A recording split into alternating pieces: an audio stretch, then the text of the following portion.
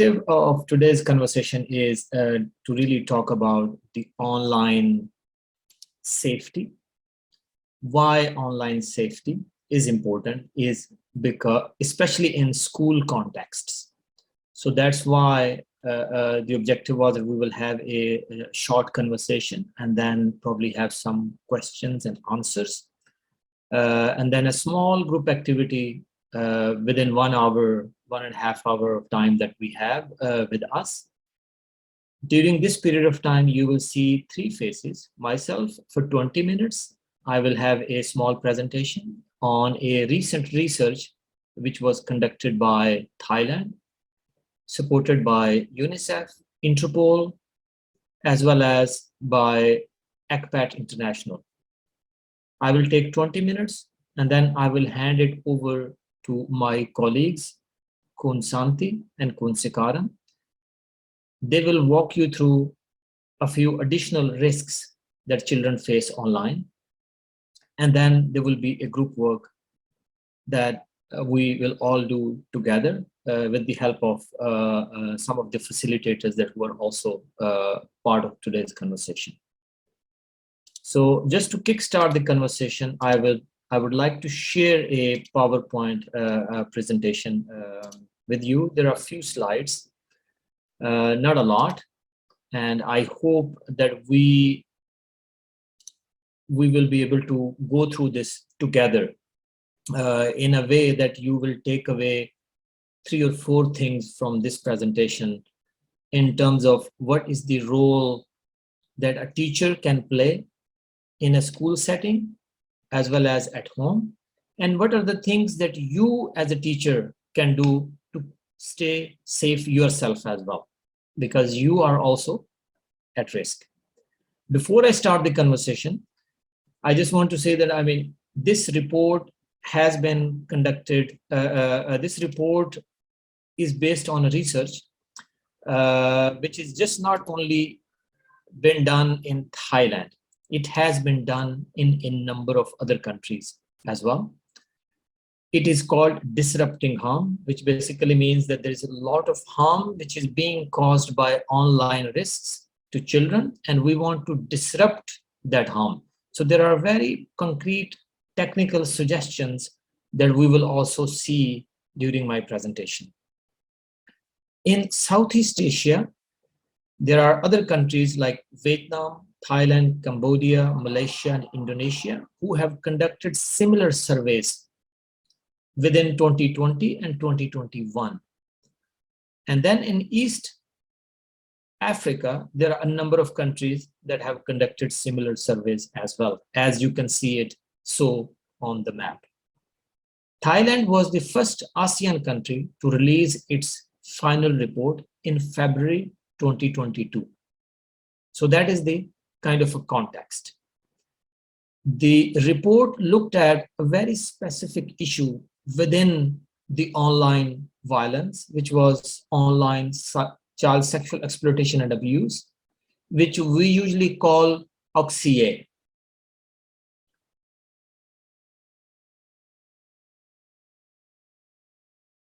Research looked at different means to collect information. There was a legal analysis which was conducted of the existing laws in Thailand. We are not going to talk a lot about that today. Then there was a desk review of the relevant documents. And then the last one, which was the phase 2, was actually a survey, which was household survey data from parents and students, from children, government duty bearers, frontline service providers, and access to justice related officials like law enforcement, police, and other technical experts as well. So why are we looking at it? The point is why we talk about violence in schools. The reason why we talk about violence in schools is that there are 4 different impacts that violence in schools impacts in terms of the education settings. So number 1 is the poor attendance by students. So it impacts how students are actually attending school. The second one is higher dropout rates as a result of the violence that is happening in school, and lower educational attainment. So if there is violence in a school environment, students don't necessarily get as much out of the learning as they would if the school environment was without violence. And the last one, which is extremely important, less learning while in school.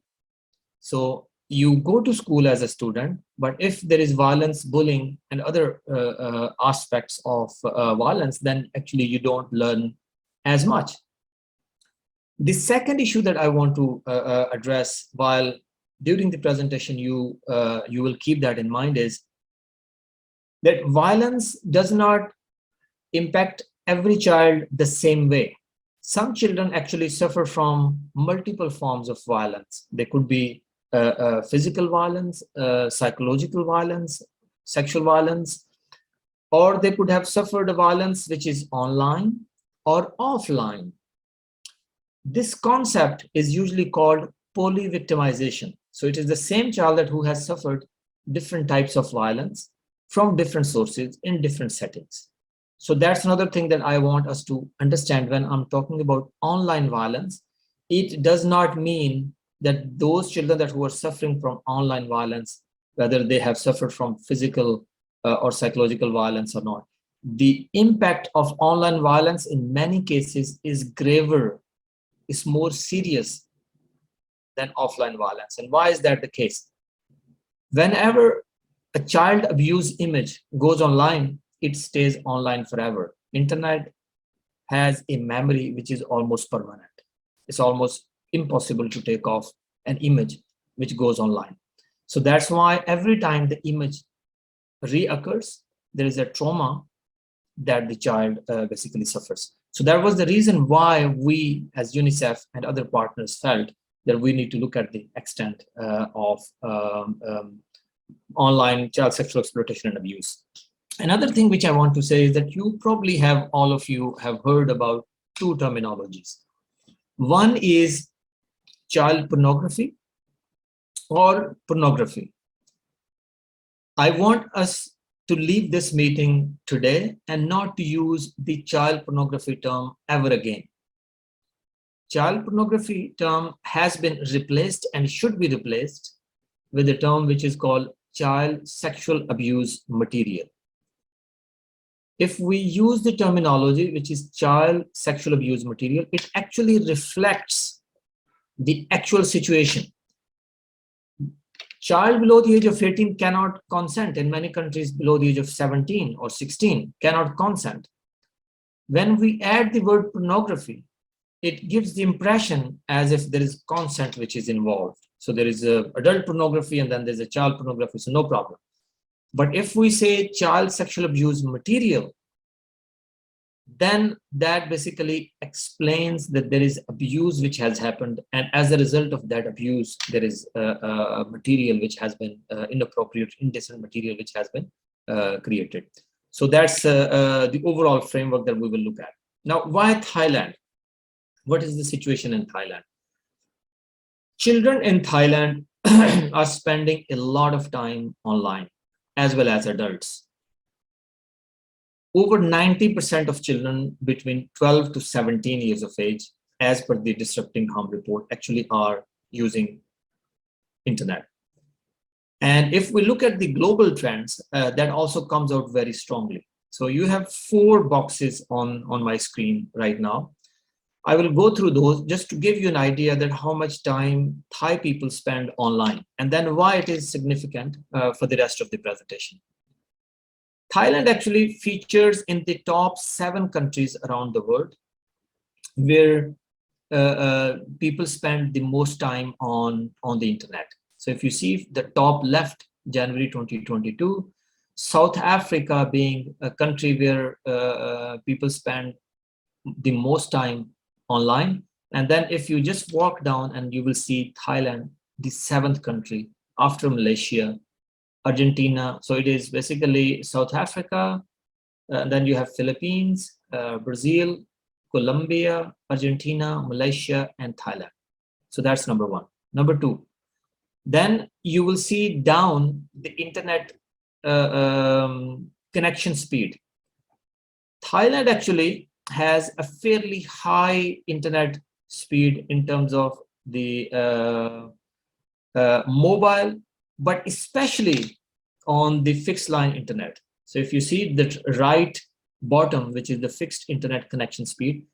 Thailand is only number 2 globally in terms of the average fixed internet speed in the world. Only Singapore is better. And then you see the time spent on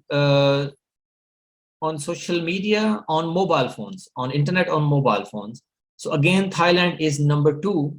in the world that people actually spend time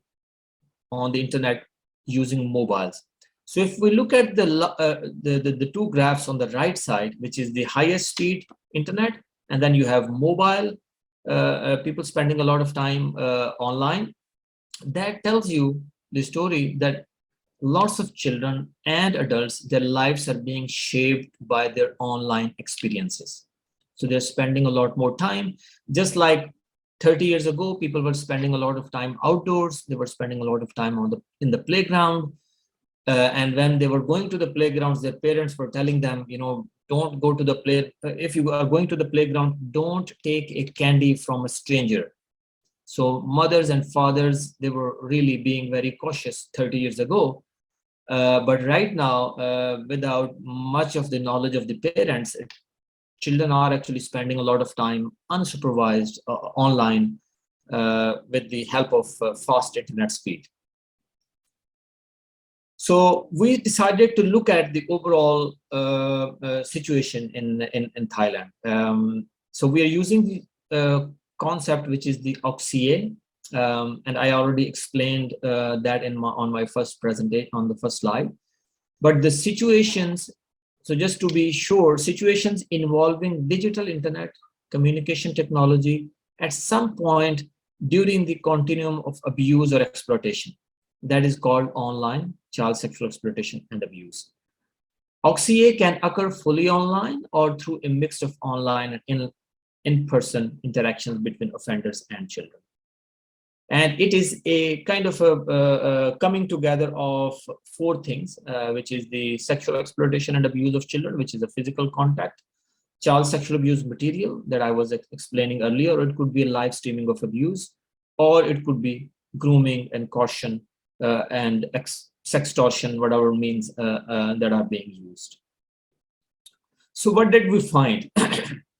So I will share 3 to 4 things with you today. The actual report is available online. We will share the link. I will be also sharing the QR code at the end of the presentation. If you want to look at the Thai version of the report or the English version of the report, you can look at that as well. There is a policy brief of 2 to 4 pages that is very much digestible, that can also be looked at. So the first insight, 9% of internet using children, which is 12 to 17 in Thailand, are subjected to online sexual exploitation and abuse, OXIA. Scaled to the population, this represents an estimated 400,000 children. That is a big number, which basically means 1 in 10 students that you interact with, they potentially have been subjected to online sexual exploitation and abuse. 1 in 10. So the next time you are in a class which is full of 50 students, you should know that there could be 4 to 5 children that who may be in that situation. So your responses to their safety will be different if you think like that. Here are a few other things which have come out from the survey. 7% children were asked for a photo or a video showing their private parts. 7% were offered money or gifts in return of sexual abuse images or videos. and 5% were threatened or blackmailed online to engage in sexual activities. 7% had their sexual images shared with others without their permission. And 7% accepted money or gifts in exchange of sexual images or videos. So if you see, for example, it is kind of from 5 to 7%, which is close to 1 in 20 children, or 1.5 children, or you can say maybe 3 children out of 30. Around that, again, same lens. If you are in a class, you should know that this is your students could be going through this, and some of them may have accepted to do something which they will regret later. Number 2, offenders are most often people the child knows. Individual unknown to children account for around 1/5 of the cases. Extremely important. This is in line with the other studies globally as well as in Thailand that have been conducted over the last 50 years. That offenders of sexual violence, sexual abuse against children are always known to the victim. In many cases, those could be parents, those could be uncles and aunties, and they could be teachers as well, as you're already probably aware. So they're always known to the victims, at least in 80% of the cases. That's what is coming out.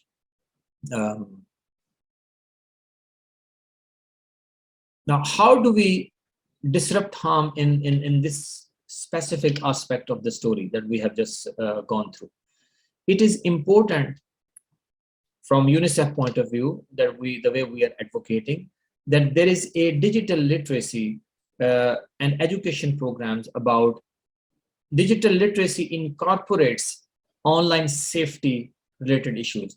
So does the overall education. So whatever you are reading in ICT class, it should not just be all about this is a mouse, this is a keyboard, this is a screen. It should also be about when you go online, don't accept friendship requests from people that you don't know. It should also be about other safety features. Don't share your information with strangers. So it is important that it is a comprehensive effort. Just like our parents 30 years ago used to tell us that when you go to a playground, don't take a candy from a stranger because there could be something in it. The same approach needs to be adopted for online safety. And that can only happen if every time child actually goes online, is reminded about that or knows about it, or when we are teaching children about this, then we can actually take that into consideration. So that's number 1. Now, number 3 insight. What is the third important finding? Children are subjected to OXCA on social media. The children who were subjected to OXCA on social media were most often targeted on Facebook, Facebook Messenger, Twitter, TikTok, Instagram. We don't know about Line because Line was not included in the overall scope of the study. So we only looked at the Facebook Messenger. So these are those applications which you and your students use on day-to-day basis. Facebook, Facebook Messenger. And why do we know that? Because Facebook is not an encrypted application. So anytime that somebody types a message or sends an image via Messenger, there is an artificial intelligence. There are photo DNA related software. It's called actually photo DNA. It is scanning through different material that is being uploaded, and then it flags that material for a human eye to look at. The photo DNA can identify an image of a child which is indecent and an abused image as well. It has been done through a longer period of time with lots of machine learning that has gone into that. Facebook is not the only service provider which uses that. Instagram is using it, TikTok, Twitter, and other bigger platforms like Google's OneDrive or other options, they're all using that software. However, Line is not using that. Line does not have that child online safety related policies in place at this stage. And it is not a US company. It is a company which is based in Japan. So Japanese, it falls under the Japanese laws. US and UK legislation is very strict when it comes to OXIA. So that's why we know that how children are being exposed to OXIA while using Facebook, Twitter, TikTok, and Instagram. So how in Thailand we can improve or disrupt the harm that is being caused through social media? It is important that the government of Thailand improves the law enforcement collaboration with social media platforms globally, because they are monitoring constantly the communication which is happening on their platforms, and then they actually can refer and do refer cases to Thai government as well. But those are not necessarily always taken up. We will not get into that detail during today's conversation. So what other things Thailand can do? Thailand can ask the tech companies which are based here, for example, Line, to bring measures or put in place measures which are ensuring safety by design. So this could be an age verification. It could be that Line should have probably a proper safeguarding policy, a little bit more strict components of what happens on Line platforms. And it's not just only Line. I'm just using that example because almost all of you who are on this call and all your students that who are using mobile phones, they're actually using Line. They don't use WhatsApp. But they also use Facebook. So that's why it is important that any social media platform, before we start using it,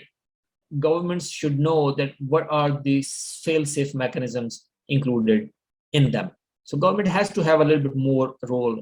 in making safety a priority in such digital services, including social media. Number 4. When abuse takes place, children are most likely to disclose their abuse to people within their interpersonal network, particularly their mothers, caregivers, particularly their mothers. So that's the first part of the insight. Caregivers and children are reluctant to turn to formal reporting mechanisms. It's important because there is extreme underreporting on the abuse. That's why it happens. People don't talk about it, so they just keep it to themselves, and they suffer more. If they do disclose, then they usually disclose to somebody who is they're very close. They're very close to. Now, and this is what children have told us during the research. Approximately 8 to 15% children don't tell anybody about what has happened to them online. If they do, they tend to disclose to mother, friends, and siblings, and about 1 to 4% formally report to helpline or police. So if you are a teacher as one of the trusted adults in most cases, and there could be children who are disclosing this to you. So when that happens, then there are things that as a teacher that you have a role to play, which is making sure that there is a formal reporting of that to police helpline or to the other helpline which is available nationally in Thailand. So how do we do that? What are the things that you can do and what are the things that others can do? Number 1, foster safe and ongoing communication with children and trusted adults about their lives online. Ideally, parents, but as you probably will agree with me that there is a big difference between the digital literacy level of parents who are in their 40s or 45 or 50 and their children who are 16, 17, 18. If you have a child of 16, 17, 18 in Thailand, and you are a parent of 45, you probably are going to turn to your child if you are having problems with your mobile phone, because that's the reality. Because I mean, people at the age of 45, they may not be necessarily as tech savvy as a 16 or 17-year-old. But it is important to have that type of conversation. And how that can happen, maybe parenting programs, at least at a bigger scale, in engagement of parents in the parent-teacher associations where this should be a subject. Diversity and create awareness about avenues for children to disclose, seek advice and help. Different options for students, learners to understand where they can report. Improve the capacity of frontline staff to identify children at risk, including yourself as teachers. You should be receiving trainings that how you can actually identify children that who have suffered from abuse, and then you can talk to them, and then they should be kind of reported. Consider creating programs for community leaders to assist children. That's more like the community engagement or the engagement of community in the school affairs when it comes to the school environment. I will stop it here. If you want to see the report, there are lots of findings. I've only chosen 4 just to make sure that I go through those in a nice way in the 20 minutes that I was given. But if you want to read more, you can go through the English or the Thai copy of the report. You can see the links on your screen. And if there are any questions, we'll be happy to take those questions. And after this, Sikaran and Kunsanti, they will basically come in, and then they will spend time with you, talking about similar issues, but in a slightly different manner.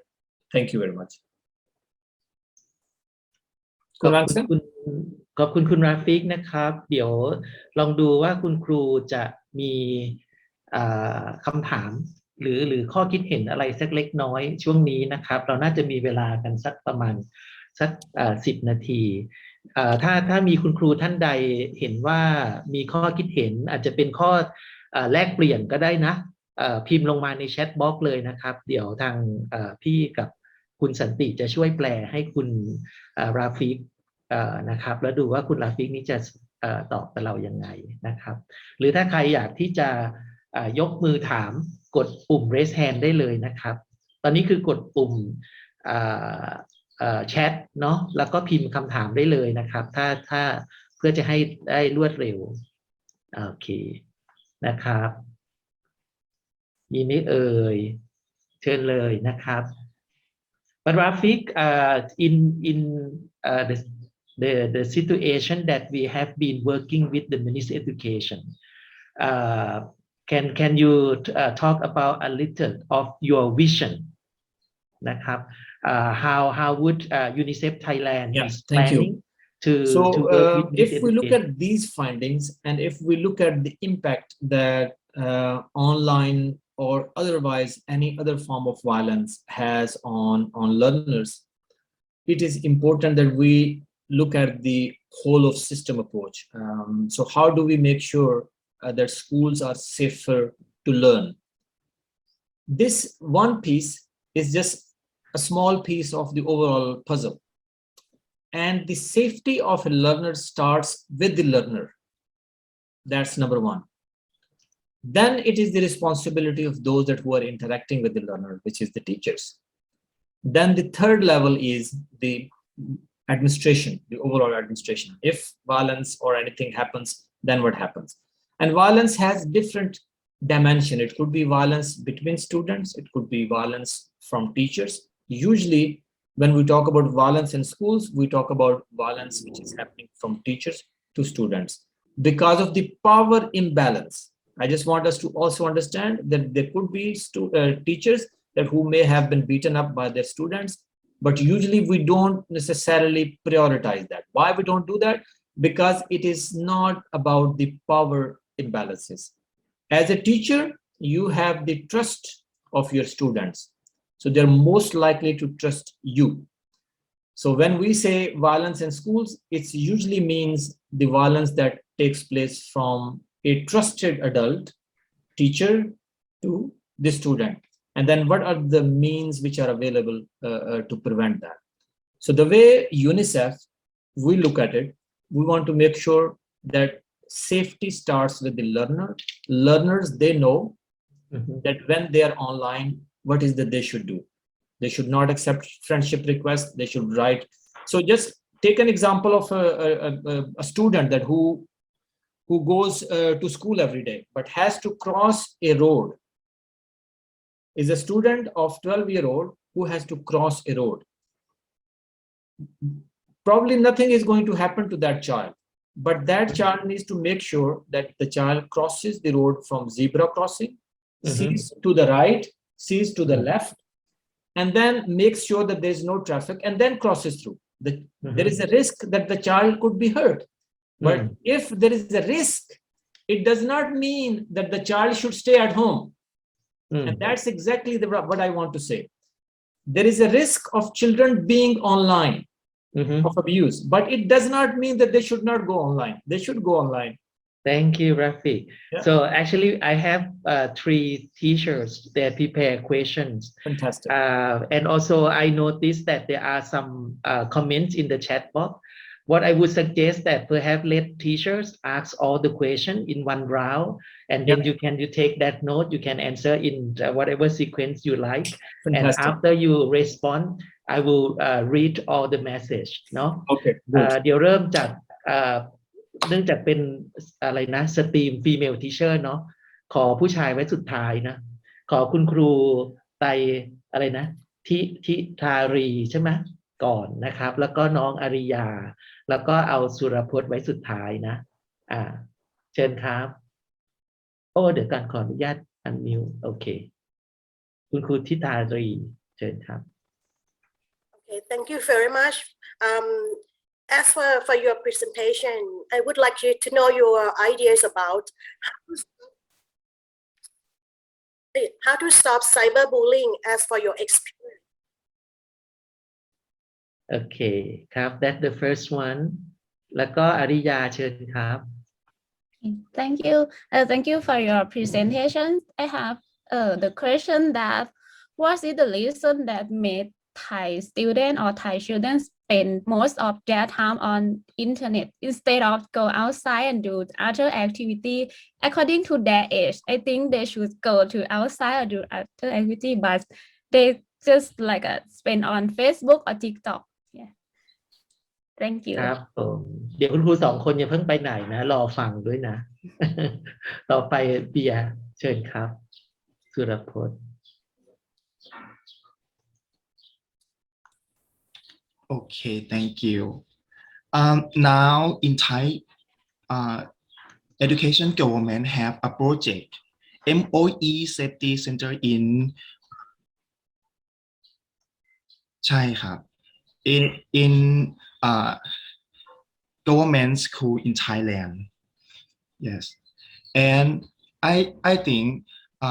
this project you have idea share project to every children in school. Okay. What's your idea? Good. Fantastic. So 3 questions. Number 1, the cyberbullying. It is indeed increasing. There was recently a Thailand school health survey conducted by WHO. And in that, we have seen that cyberbullying indeed is on the rise. A few things which I have presented in my presentation, they are applicable to cyberbullying as well. And those include making sure that kids are empowered to talk about it. You cannot prevent bullying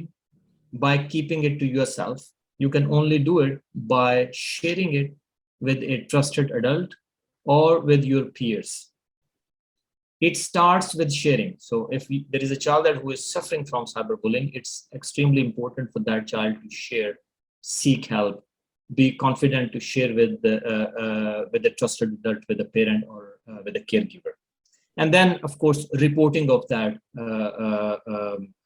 bullying as well, which is kind of a nice way to put an end to that. At the personal level,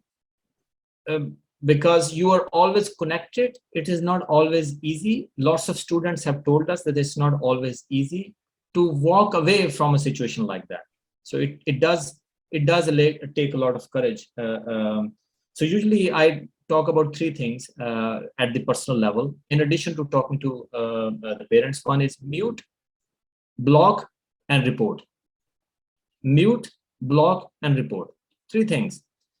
And that is at the personal level. So if you can teach your kids to do this, mute, block, and report, great. In addition to talking to somebody that they know. Question number 2. Why children are spending a lot of time online? As I have indicated, I mean, it's the ecosystem. I mean, there is a access to devices which is available. Parents are not necessarily equipped to talk to children about those issues. In many cases, frankly, mobile phones are used as a tool that, this can keep kids engaged, so that parents can have a little bit of a peace. And kids actually are exposed very early on. So what can be done? It is indeed not necessarily very healthy. Screen time, there are lots of researches which have been done that it is addictive. The more time you spend on social media, the more you are addicted to it, because there is a hormone which is released in your brain, which is called dopamine. When you are on a Facebook, TikTok, when you send a request or when you send a post, if it is liked by 2-3 people, you feel good about that. And that is because of that dopamine is released every time somebody clicks like button. And if you don't hear from people about a post that you have just recently uploaded, you actually feel depressed that maybe my look was not really great. Maybe, I should do a little bit more. Maybe I should expose myself more, so that you get a little bit more likes. So there is a growing knowledge about the addictive effect of dopamine, and especially in terms of social media. And give you one example.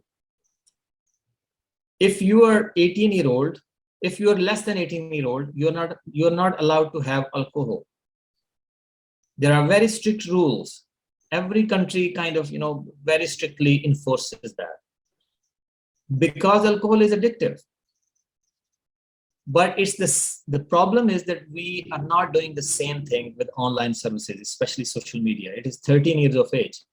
So it is almost like that you 13-year-old having a smartphone in their hand is exactly like you open the fridge or a cellar for a 13-year-old child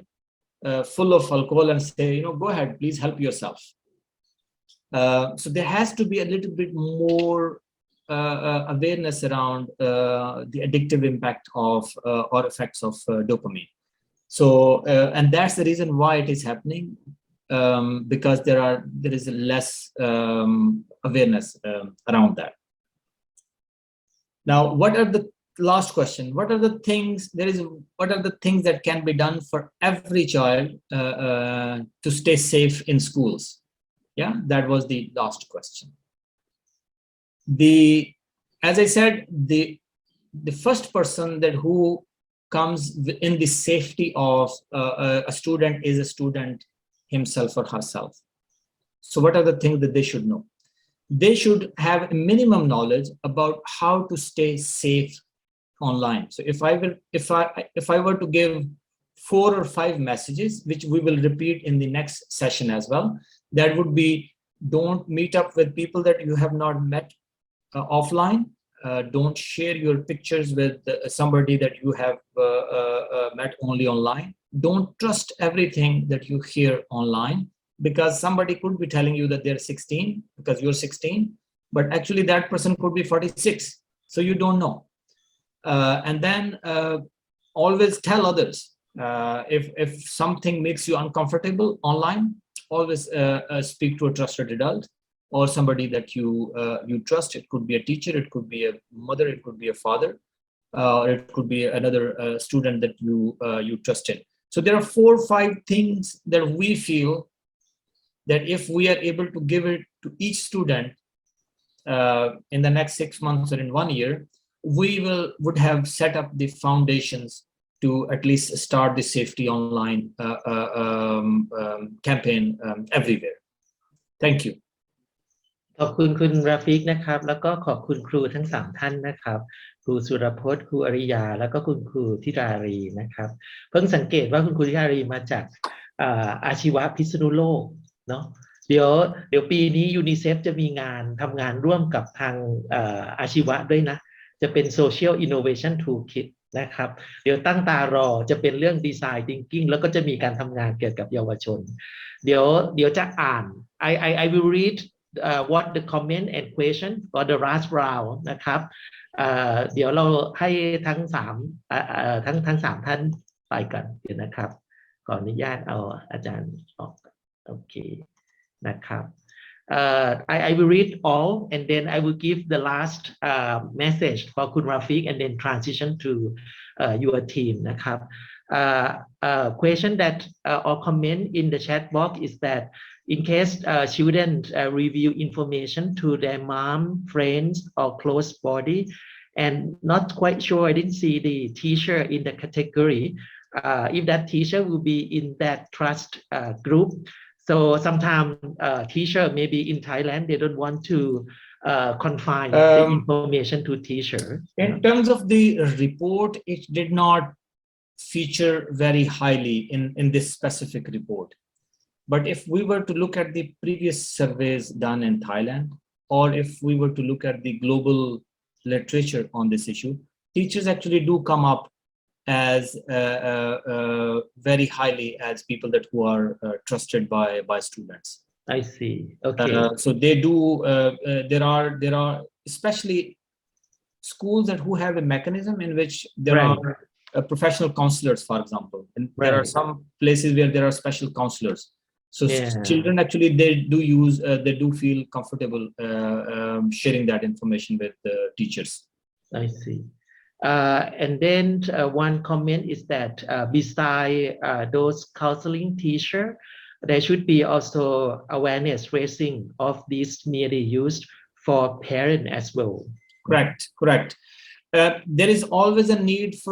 to target the parents, but on a practical level, the way, and I want to say something which could be a little bit controversial. We need to start investing in students right now to fill that gap, because if we say that we need to target the parents, we will never be able to bring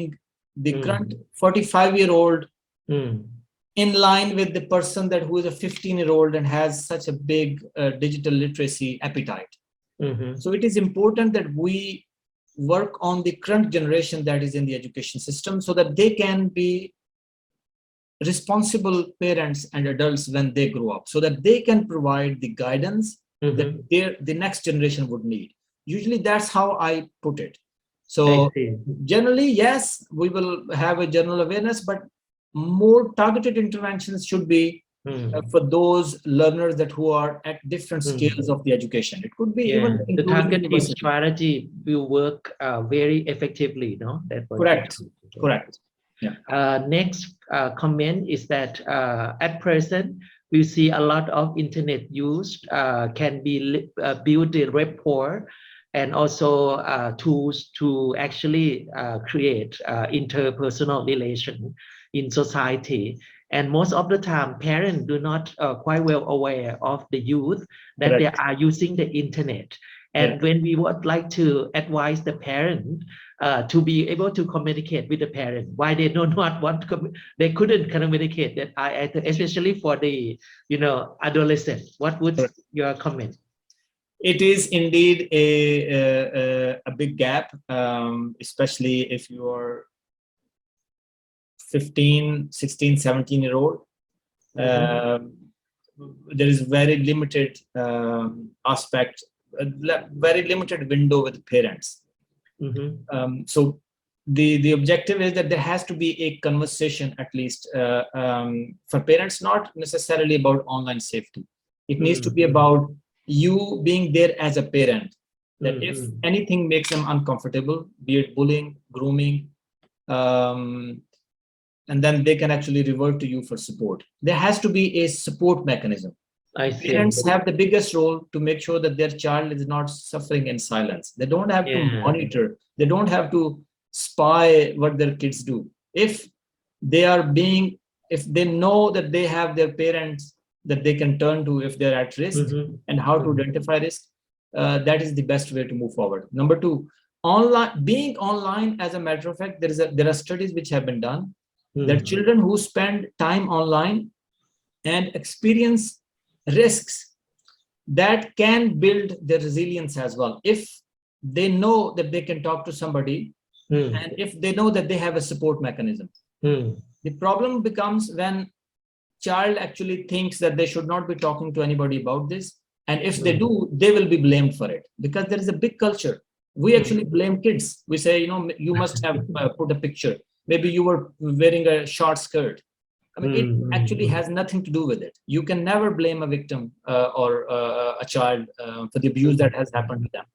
So it is that attitude. If a child knows that I will never be blamed for something, even if I have done something wrong, then you have the biggest protection safety valve on that relationship. Okay, it really starts from the attitude, and Absolutely. it's not that they need to talk to every single item with the parent. So it's okay, no? So give them some room. Give them some room. Okay. So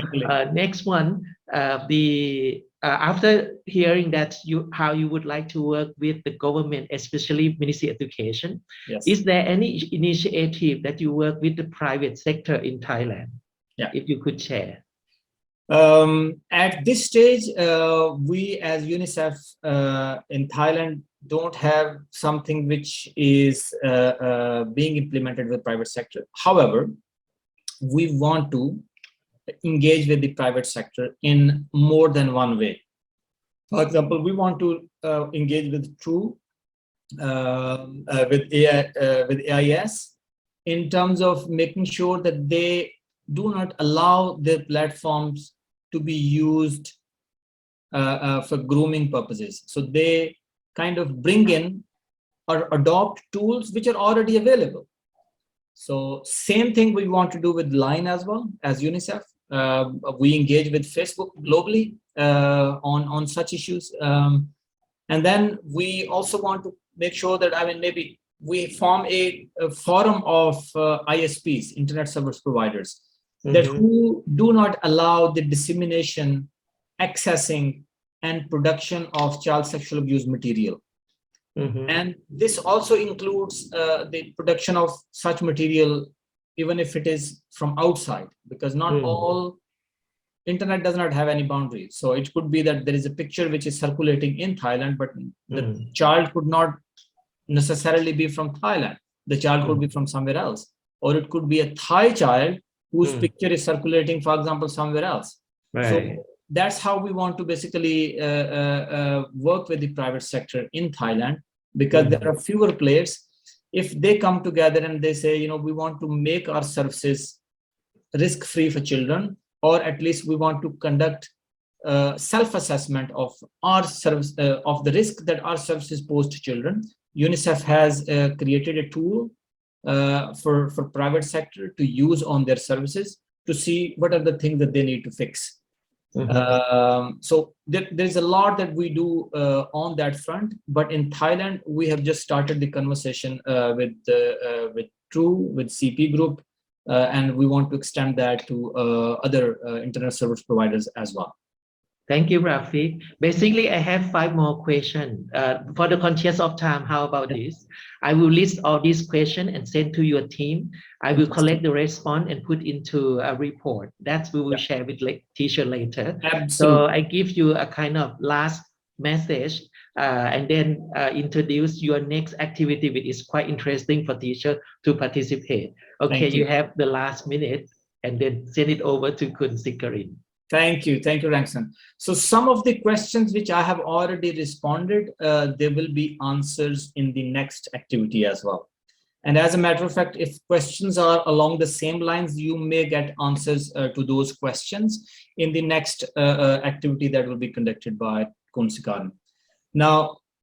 before I leave, I just want to say that everybody has a role in making sure that they are safe online themselves and as a teacher, because you can be a victim of abuse as well yourself even as a teacher, because lots of you are young people that who have lives which are online as well. So that's number one.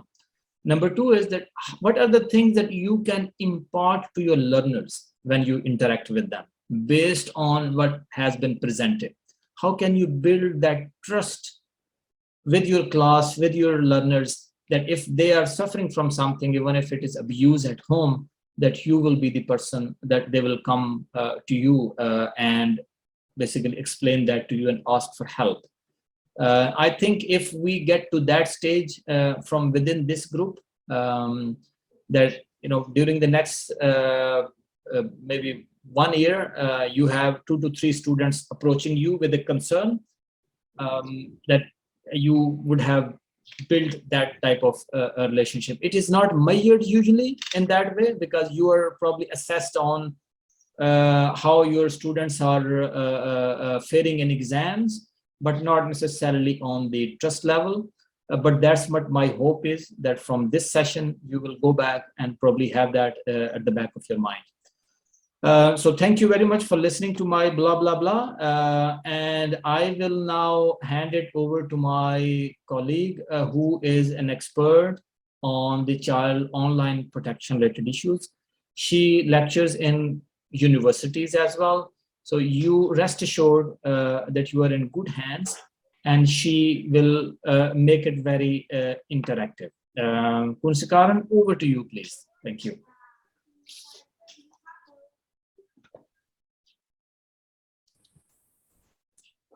ค่ะก็ขอบคุณคุณราฟิกแล้วก็ทางทีมงานผู้จัดแล้วก็สวัสดีคุณครูผู้เข้าร่วมทุกคนนะคะสิครินสิงห์สาครค่ะก็เป็นทีมงานนะคะของคุณราฟิกเนาะที่ทำงานในเรื่องการคุ้มครองเด็กผ่านทางออนไลน์นะคะวันนี้ก็รู้สึกดีใจเป็นอย่างมากนะคะเป็นเกียรติอย่างมากที่ได้มามีส่วนร่วมในเวทีนี้นะคะเพราะว่าหมูเองเนี่ย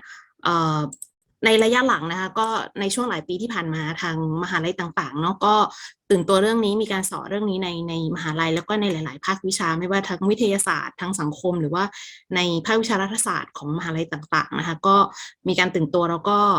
สอนในเรื่องนี้นะคะแล้วก็หมูเองก็ดีใจนะที่วันนี้ได้มีโอกาสได้คุยกับคุณครูที่ดูแลน้องๆในช่วงมัธยมนะคะก็ตรงกับตัว disrupting harm แล้วที่ 12-17 ปีเนี่ยก็เป็นวัยที่มีตัวเลขสถิตินะคะในการที่จะตกเป็นผู้เสียหายหรือว่ากระทำบางสิ่งบางอย่างบนอินเทอร์เน็ตด้วยตัวเองนะคะก็เมื่อกี้จากที่ฟังคุณราฟิกนะคะเกิดไอเดียตัวสไลด์ของหมูนะคะอยู่ในข้อความในห้องแชทนี้แล้วนะคะท่านสามารถดูประกอบได้แต่จะไม่มีหน้านี้นะคะพอดีหน้านี้เนี่ยเมื่อกี้ระหว่างที่ฟังก็เลยคิดว่าเมื่อเราทำความเข้าใจสภาพแวดล้อมทางดิจิตอลแล้วเนี่ยคุณราฟิกพูดถึงการเข้าถึงได้ง่ายนะครับมันมีความเร็วสูงนะคะเป็นส่วนตัวเราใช้เวลากับมันมากนะคะแล้วก็มีคุณครูที่ห่วงใยว่าแล้วทำไมมันถึงใช้เวลามากนะเพราะว่ามันมีอัลกอริทึมบางอย่างที่กระตุ้นการใช้งานของเรานะคะแล้วก็ในสภาพแวดล้อมต่างๆเหล่านี้มันมีการหาประโยชน์ทางเพศจากเด็กอยู่ด้วยนะคะการเข้าใจสภาพแวดล้อมนี้เราเชื่อว่ามันจะนำไปสู่การออกแบบสภาพแวดล้อมทางดิจิทัลบวกทางกายภาพด้วยนะคะเราเข้าใจดิจิทัลแต่ว่าเราสามารถออกแบบทั้งกายภาพและดิจิทัลเพื่อเข้าใจว่าเวลาเด็กเขาตกเป็นผู้เสียหายหรือเวลาเด็กเขาใช้งานมากๆเนี่ยมันอาจจะไม่ใช่แค่ปัจจัยตัวเขาอย่างเดียวมันมีปัจจัยหลายๆอย่างที่กระตุ้นแล้วก็เมื่อเขาตกไปอยู่ในภวังค์นั้นแล้วเนี่ย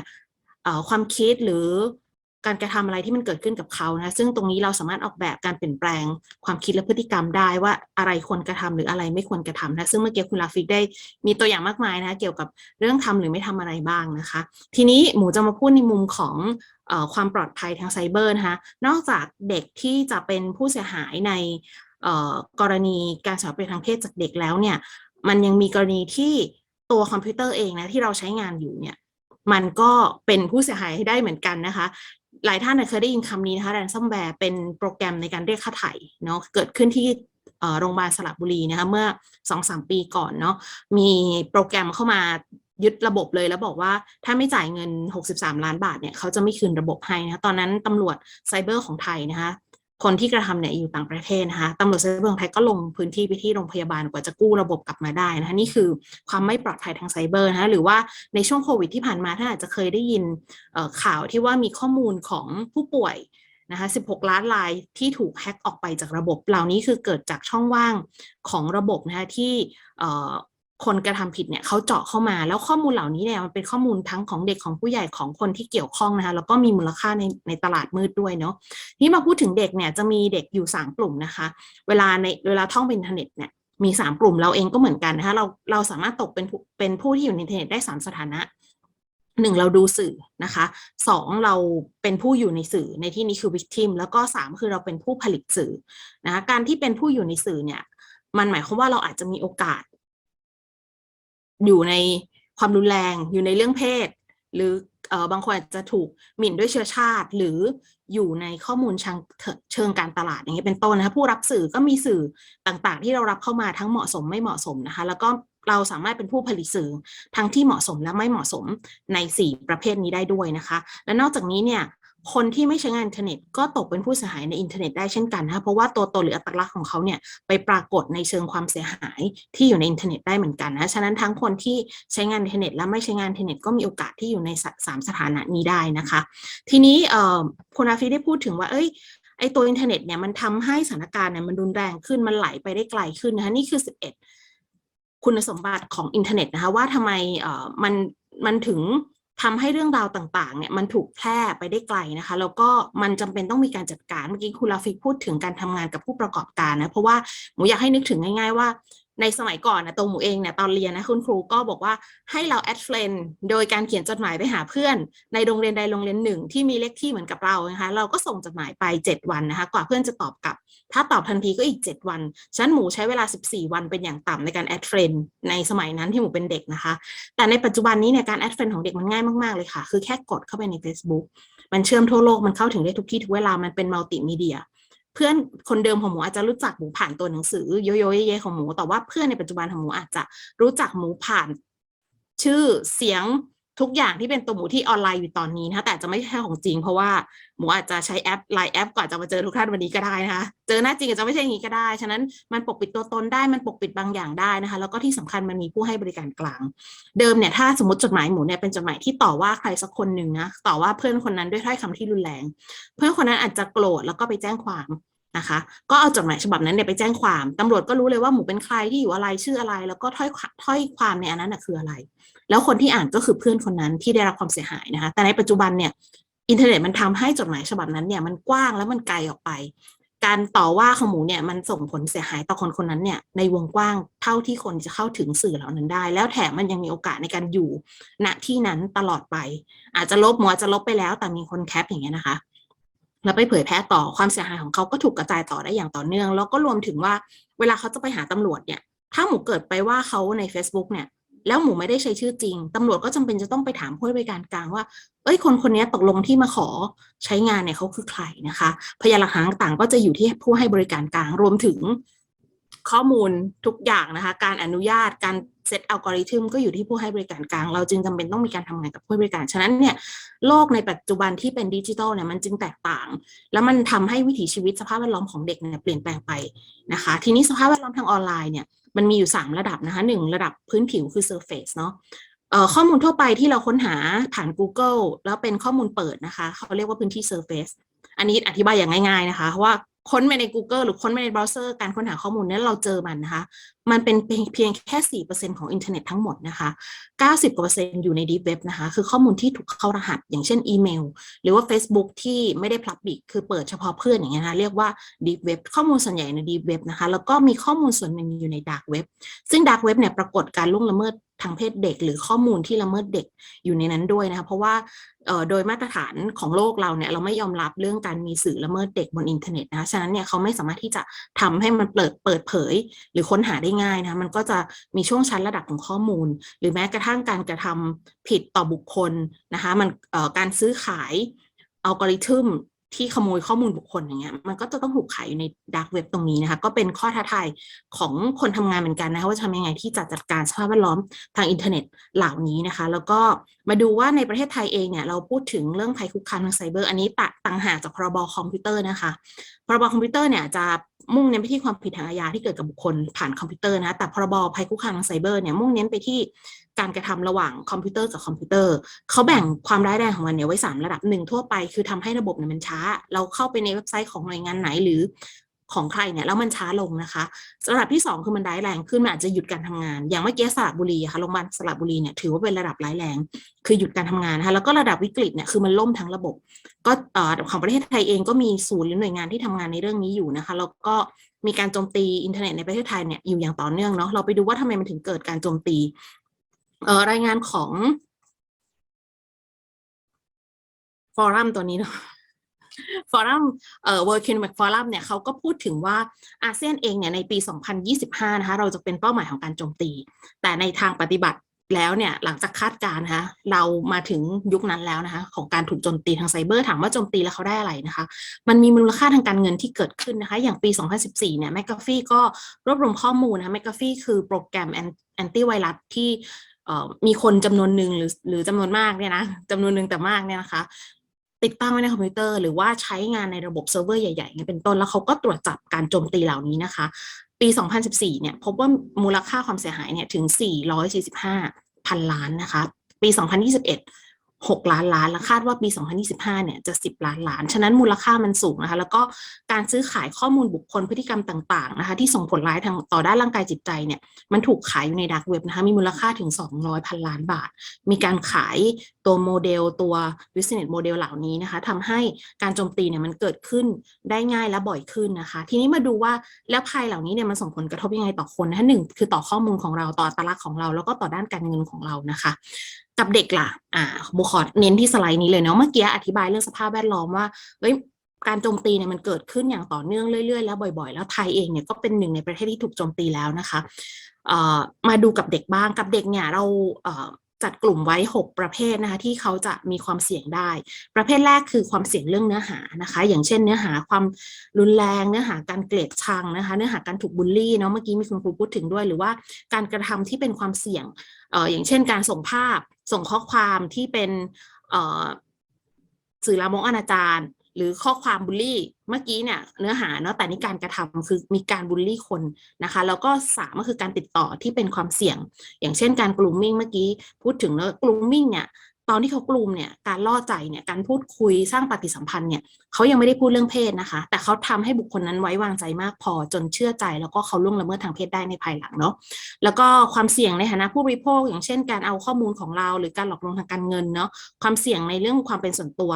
การได้ข้อมูลอย่างเช่นบางทีเด็กถ่ายภาพแล้วก็มีชื่อมีโรงเรียนมีอะไรต่างๆตรงนี้เนี่ยเป็น privacy ที่มันเกิดความเสี่ยงขึ้นนะคะหรือว่าความเสี่ยงที่เกิดจากเทคโนโลยีในอนาคตแต่เดิมเรามีIoT เนาะ Internet of Things นะคะในอนาคตก็จะมี AI มีของ Facebook ที่จะเข้ามานะคะมันมีความเสี่ยงอะไรบ้างที่จะเกิดขึ้นนะคะทีนี้มาดูว่าการออกแบบเพื่อคำนึงถึงความปลอดภัยเมื่อกี้ความเสี่ยง6ด้านเนาะทีนี้ถ้าเราจะออกแบบเนี่ย1โครงสร้างของเราปลอดภัยไหมเว็บไซต์ของโรงเรียนเว็บไซต์ของกระทรวงเว็บไซต์ของหน่วยงานเนี่ยมีความปลอดภัยเพียงพอแล้วก็รักษาข้อมูลของคุณในระบบมากน้อยแค่ไหนมีการระบบป้องกันการโจมตีมากน้อยแค่ไหนระบบป้องกันการเจาะด้วยนะโจมตีอาจจะแค่ตีเนาะแต่เขาเจาะเข้ามาได้ด้วยมีไฟวอลมีการสแกนไวรัสมีการเข้ารหัสข้อมูลที่สำคัญยังไงบ้างนะคะนี่มาดูเรื่องความปลอดภัยในการใช้งานเนาะอันนี้จะป้องกันที่ตัวเด็กอย่างเช่นอุปกรณ์ต่างๆการตั้งค่าเมื่อกี้อ่านในแชทมีครูบอกว่ามันมีสื่อลามกที่มันเด้งขึ้นมาในมือถือของเรานะหรืออะไรที่มันขึ้นมาโดยที่เราไม่ได้ต้องการเนี่ยเราอาจจะต้องกลับไปดูว่าเราตั้งค่าอุปกรณ์เหล่านี้หรือเราลงทุนกับอุปกรณ์ของเรามากน้อยแค่ไหนในการที่จะติดตั้งโปรแกรมแอนตี้ไวรัสโปรแกรมเข้ารหัสต่างๆเพื่อที่ให้คอมพิวเตอร์หรืออุปกรณ์ของเราเนี่ยปลอดภัยเนาะหรือการตั้งค่าไปที่โปรแกรมเราตั้งค่า Facebook ไหมอย่างหมูเนี่ยมีอยู่ช่วงนึงรู้สึกว่าหมูไม่เห็นโพสต์ของเพื่อนเลยนะคะจนเราเข้าไปดูตั้งค่าโอ้โห Facebook ใส่ความชื่นชอบให้เราเป็นพันกว่ารายการนะฉะนั้นโฆษณาเนี่ยมันเข้ามาเต็มมากเลยนะคะเราไปตั้งค่ามันยังไงเรามีรหัสผ่านที่มั่นคงปลอดภัยเพียงพอไหมเวลาเราเข้าเว็บไซต์เรายอมรับทุกคุกกี้เลยหรือเปล่านะคะเราเข้าไปอ่านไหมว่าคุกกี้มันติดตามอะไรเรานะคะการป้องกันการเข้าถึงข้อมูลการเปิดเผยตัวตนอะไรต่างๆนะคะหรือว่าการกรอกข้อมูลบนเว็บเราตรวจสอบไหมว่าเว็บจริงไหมแล้วก็หรือบางทีเราถูกเร่งรัดให้กรอกข้อมูลอะไรบางอย่างหรือเปล่าหรือการพิชชิ่งเนาะการนำลิงก์มาหลอกลวงพอเรากดไปปุ๊บเนี่ยเขารู้ข้อมูลของเราหมดเลยนะคะคนที่ทำพิชชิ่งเก่งๆเขาจะได้รหัสอะไรต่างๆในมือถือของเราได้ด้วยนะคะถ้าเราหลงเชื่อไปในลิงก์หรือข้อมูลที่หลอกลวงหรือหน้าเว็บที่หลอกลวงเนี่ยมันจะทำให้ข้อมูลของเราเนี่ยรั่วไหลออกไปได้เนาะแล้วก็ป้องกันการเชื่อมต่อที่เป็นอันตรายหรือเปล่านะคะอย่างเราไปใช้ Wi-Fi สาธารณะเนี่ยเรารู้ไหมว่า Wi-Fi นั้นมันปลอดภัยเพียงพอไหมมันเป็น Wi-Fi ของผู้กระทำผิดหรือเปล่าเราติดตั้ง VPN ไว้ไหมเพื่อที่เราจะป้องกันตัวเองชั้นหนึ่งนะคะหรือว่าการตรวจสอบแหล่งที่มาของข้อมูลทักษะในการสร้างเนื้อหาที่ปลอดภัยนี่เป็นการสร้างเนาะเด็กหรือตัวเราเองมีทักษะในการปฏิเสธบางอย่างไหมในการติดต่อผ่านอินเทอร์เน็ตหรือว่าการแจ้งเหตุต่างๆนะคะทีนี้มาดูว่าเวลาเราจะพูดเรื่องความฉลาดทางดิจิทัลเนี่ยมันมี24ตัวแต่อย่าเพิ่งตกใจไปถ้ามันมี8ด้าน3ระดับเน้นไปที่8ด้านบนนะคะออกแบบที่ตัวตนนะคะอัตลักษณ์ของเราทางอินเทอร์เน็ตเราดูแลมากน้อยแค่ไหนการใช้งานของเราความปลอดภัยความมั่นคงความฉลาดทางอารมณ์การสื่อสาร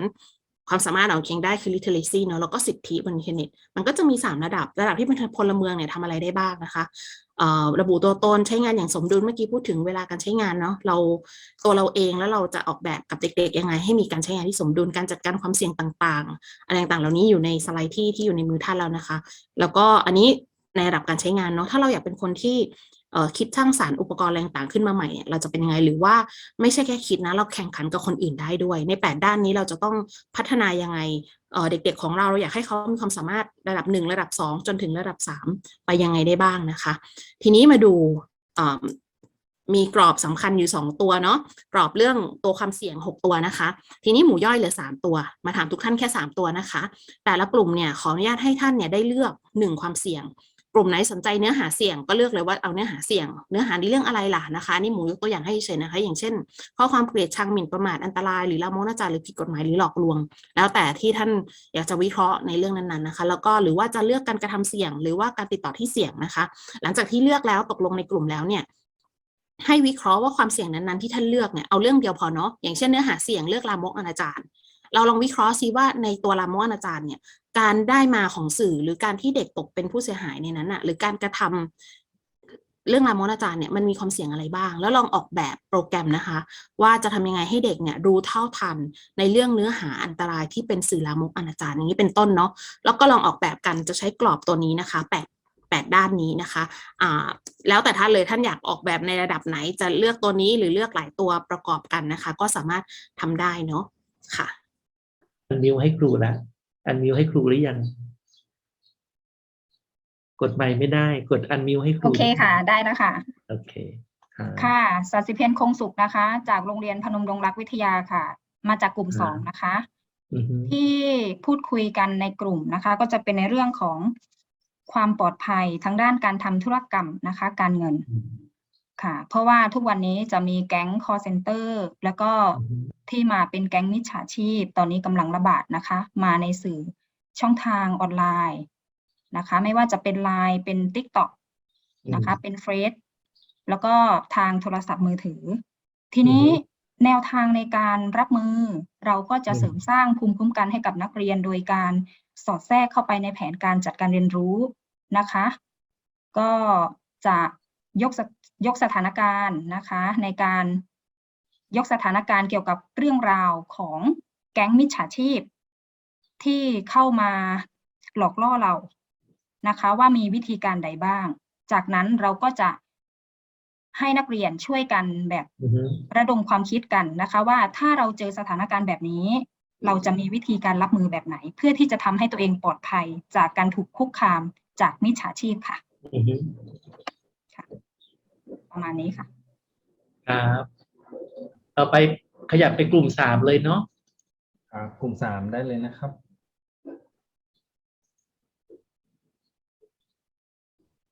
ครับกลุ่ม3เป็น3ใช่ไหมโอเคครับเดี๋ยวขออนุญาตแชร์นะครับเดี๋ยวคุณครูนุริซาจะเป็นตัวแทนพูดครับผมครับ ขึ้นไหมครับ ขึ้นค่ะค่ะสำหรับของกลุ่ม3นะคะเมื่อกี้ตอนที่เราคุยเราเริ่มต้นจากเหตุการณ์สถานการณ์จริงที่นำเสนอนะคะมันก็คือจะเป็นเหตุการณ์ที่การนำข้อมูลของนักเรียนที่ถูกกระทำอะค่ะเข้าสู่ระบบโซเชียลก็คือที่จริงมันคือเหตุการณ์ที่เมื่อไหร่ที่เด็กถูกกระทำใช่ไหมคะเราจะต้องถ้าคุณครูพบเจอหรือได้รับรายงานเนี่ยจากนักเรียนเราจะต้องขั้นแรกก็คือเราจะต้องรายงานให้กับในส่วนของหน่วยงานต้นสังกัดนั่นคือในระบบดูแลช่วยเหลือนักเรียนเสร็จทีนี้พอเรารายงานในระบบดูแลช่วยเหลือนักเรียนแล้วเจ้าหน้าที่ของระบบดูแลช่วยเหลือนักเรียนก็จะส่งต่อรายงานเพื่อให้เขาถึงอีกขั้นหนึ่งแต่ผลปรากฏว่าข้อมูลเหล่านี้ที่เป็นรูปที่เด็กนักเรียนถูกกระทำถูกเผยแพร่ในระบบออนไลน์ซึ่งการถูกเผยแพร่ในครั้งนี้จะไม่มีการเซ็นเซอร์รูปเด็กที่ถูกกระทำมันส่งผลให้ในระยะเรามองว่าเป็นส่งผลในระยะยาวในสภาพจิตใจของนักเรียนต่อไปเมื่อเด็กนักเรียนโตนะคะเราวิเคราะห์จากเหตุการณ์นี้แล้วก็ได้วิเคราะห์กันในกลุ่มว่ามันเกิดจากการกระทำเสี่ยงที่หนึ่งก็คือการนำเนื้อหาไปเผยแพร่ในระบบโซเชียลโดยที่ไม่ได้รับอนุญาตซึ่งอาจจะเกิดจากในระดับของพลเมืองก็คือการจัดการร่องรอยทางดิจิตอลแล้วก็เกิดการสื่อสารแล้วก็ความร่วมมือทางออนไลน์แบบที่ผิดพลาดอะค่ะแล้วก็การเผยแพร่ออกสู่สาธารณชนซึ่งการเหตุในครั้งนี้อาจจะเพราะว่าขาดวิจารณญาณในการแชร์ข้อมูลซึ่งบางทีคนแชร์ข้อมูลอาจจะคิดเพียงแค่ว่าแชร์เพื่อเป็นอุทาหรณ์ให้กับใครหลายๆคนได้ทราบแต่ว่าเขาไม่ได้นึกถึงผลกระทบที่จะตามมาทีหลังอะค่ะซึ่งมันก็จะเกี่ยวข้องกับการจัดกิจกรรมความเสี่ยงทางไซเบอร์แล้วก็เนื้อหาที่เข้าสู่ในระบบออนไลน์ที่มันไม่สมควรที่จะเผยแพร่ออกไปอะค่ะแล้วก็เกี่ยวข้องกับการจัดการความเสี่ยงในไซเบอร์ในเชิงรุกอะค่ะประมาณนี้ในส่วนของกลุ่มที่3ค่ะขอบคุณครับเราขยับไปกลุ่ม4เลยเนาะจะได้เร็วๆแล้วเดี๋ยวให้หมูปิดท้ายค่ะสำหรับกลุ่ม4นะคะค่ะก็ที่แชร์เนื้อหากันนะคะก็จะมีคุณครูนะคะคุณครูจิตตาภาค่ะก็ได้แชร์เรื่องราวที่เป็นความจริงก็คือว่าเป็นเหตุการณ์ที่เกิดขึ้นจริงก็คือมีนักเรียนเนี่ยนะคะเขาได้รับจดหมายจากที่ว่าการอำเภอว่าเขาเนี่ยมีไปแชร์ข้อมูลที่เป็นเฟกนิวเผยแพร่ไปนะคะแล้วก็ต้องแบบเรียกไปตักเตือนไปพบกับตำรวจอะไรเงี้ยค่ะอันนี้ก็เป็นเรื่องราวที่เกิดขึ้นจริงซึ่งเราก็มองเห็นว่าสภาพจริงๆเนี่ยมันเกิดขึ้นในการที่นักเรียนเนี่ยอาจจะไม่รู้เท่าทันนะคะรู้ไม่เท่าทันแล้วก็ไปแชร์เนื้อหาเพราะว่าในสมัยนี้บางทีมันเป็นลักษณะของแฟชั่นเนาะเห็นเพื่อนๆแชร์กันเด็กก็แชร์ไปด้วยเพราะฉะนั้นเนี่ยเราก็เลยวิเคราะห์กันว่ามันน่าจะเกิดจากการที่เป็นคอนเทนต์ค่ะเนื้อหาเสียงก่อนพอเนื้อหาเสียงเนี่ยเขาก็มองมาเป็นเนื้อหาที่แชร์เป็นเนื้อหาเกี่ยวกับหน่วยงานราชการค่ะเป็นเนื้อหาที่เสี่ยงเขาก็เลยแชร์เรียนแบบกันก็เลยเป็นลักษณะของการกระทำที่เสี่ยงค่ะอันนี้ก็เลยเป็นประสบการณ์ที่คุณครูเขาแชร์เข้ามาค่ะครูเบียร์มีเพิ่มเติมเกี่ยวกับโปรแกรมที่เราวิเคราะห์กันไหมคะครับซึ่งจากการวิเคราะห์นะครับมันเบรนอยู่ระหว่างเนื้อหาที่เสี่ยงแล้วก็เป็นการกระทำที่เสี่ยงด้วยนะครับเป็นอะไรที่เบรนกันมันเป็นสิ่งที่เชื่อมโยงกันจนทำให้เกิดการกระทำที่เสี่ยงทีนี้เรามามองว่าสิ่งที่เด็กกระทำเนี่ยในบางครั้งด้วยความที่เขาเป็นเด็กหรือเยาวชนเนี่ยครับความตระหนักรู้ด้านดิจิทัลเนี่ยอาจจะยังไม่มากพอเพราะฉะนั้นเราก็ควรที่จะกลับไปแก้ไขปัญหาที่ต้นเหตุก็คือให้ในส่วนของความรู้ knowledge ก่อนนะครับแล้วก็อาจจะเป็นลักษณะของการบูรณาการเข้าไปในแผนการจัดการเรียนรู้หรือการจัดทำกิจกรรมของโรงเรียนแทรกเข้าไปในวิชาชุมนุมหรือว่ากิจกรรมพัฒนาผู้เรียนต่างๆอย่างน้อยให้เขาได้รู้ว่าการแชร์เนื้อหาที่เป็นเฟกนิวหรือเนื้อหาที่อาจจะก่อให้เกิดปัญหาตามมาเนี่ยมันเป็นสิ่งที่ไม่ถูกกฎหมายแล้วก็อาจจะฝึกให้เขาได้ทำกิจกรรมเกี่ยวกับการแชร์เรื่องราวที่มันสร้างสรรค์ให้เขาคุ้นชินกับการแชร์ในสิ่งที่มันสร้างสรรค์อันนี้ก็จะเป็นการปลูกจิตสำนึกในเบื้องต้นให้เขาได้อยู่ในความสร้างสรรค์เหล่านี้ครับแล้วก็ค่อยแก้ไขปัญหาอื่นๆที่อาจจะเกิดขึ้นอาจจะเป็นการพัฒนาจากปัญหาที่เคยเกิดขึ้นแล้วก็ค่อยๆแก้ครับเชื่อว่า ถ้าเราพัฒนาแล้วก็กระทำอย่างต่อเนื่องเนี่ยเด็กๆอาจจะเปลี่ยนแนวความคิดแล้วก็มี mindset ในการแชร์เนื้อหาที่มันดีขึ้นได้ครับโอเคขอบคุณฟ้าทุกคนแล้วก็คุณครูที่เป็นตัวแทนเนาะ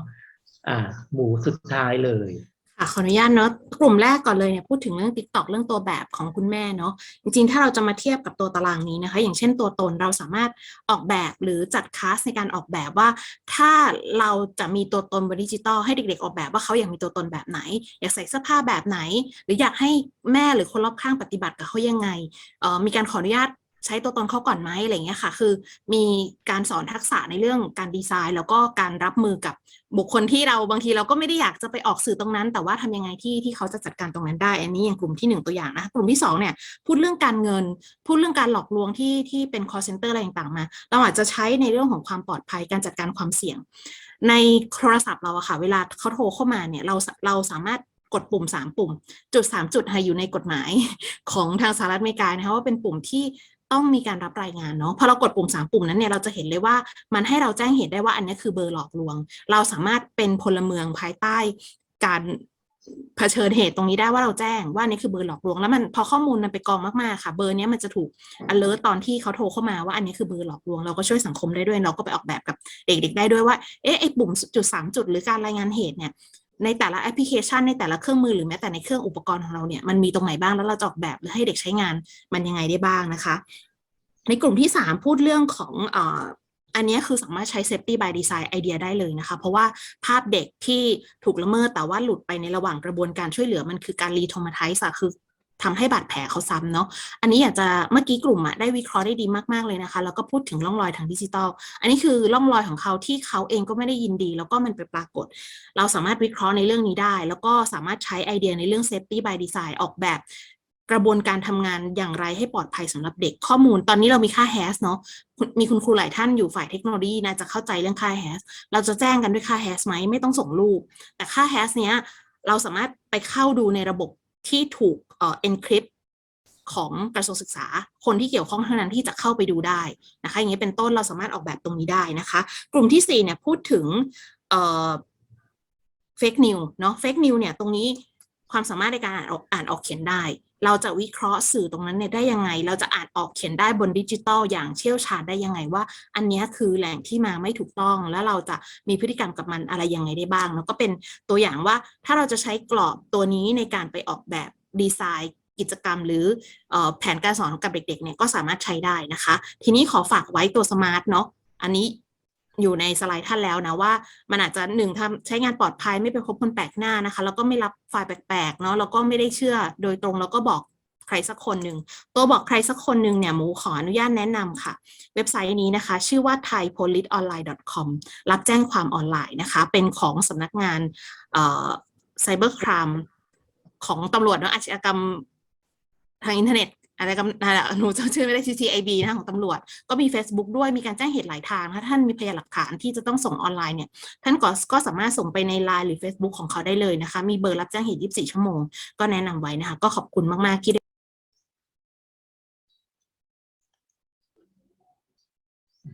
ปบังเอิญปิดไมค์ไม่รู้ใครโดน ไม่เป็นไรค่ะก็เนื้อหาค่อนข้างมากนะคะแล้วก็ในแต่ละจุดเนี่ยมันก็มีรายละเอียดที่สามารถออกแบบแล้วก็ดีไซน์การเรียนกับเด็กได้นะคะยังไงก็ UNICEF ก็ยังเป็นซัพพอร์ตเตอร์ให้กับคุณครูทุกท่านนะคะก็ยินดีแล้วก็ขอบคุณมากๆค่ะสวัสดีค่ะครับขอบคุณหมูสครินนะครับสิครินที่มาช่วยทำให้เราได้รับความสนใจเนาะมากมายนะครับท่วมท้นเวลาน้อยไปนิดหนึ่งแต่ตอนนี้ต้องบอกคุณครูทุกคนว่ามีคุณสันติอินบ็อกซ์มาแล้วว่าจากที่ฟังทั้ง3กลุ่ม4กลุ่มเนี่ยอยากที่จะมาทำงานร่วมกับพวกเรานะครับตอนนี้พวกเราก็อย่างที่วันนั้นอาร์ตี้เขาบอกนะเป็น Dream Team จาก8ตอนนี้ขยายตัวมาเป็น60กว่าคนละนะครับก็เดี๋ยวยังไงเราก็ยินดีต้อนรับนะทั้งหมูทั้งสันตินะครับมาเป็นเครือข่ายร่วมกันนะครับก็ขอบคุณอีกครั้งหนึ่งนะครับแล้วเดี๋ยวจะมอบเวทีต่อไปให้กับแตงเมนะครับแล้วก็จะเดินส่วนที่เหลือของการทำเครือข่ายครูSTEAM Female Secondary School Teacher Networking ในประเทศไทยครั้งนี้นะครับขอบคุณน้องหมูนะครับขอบคุณนะครับ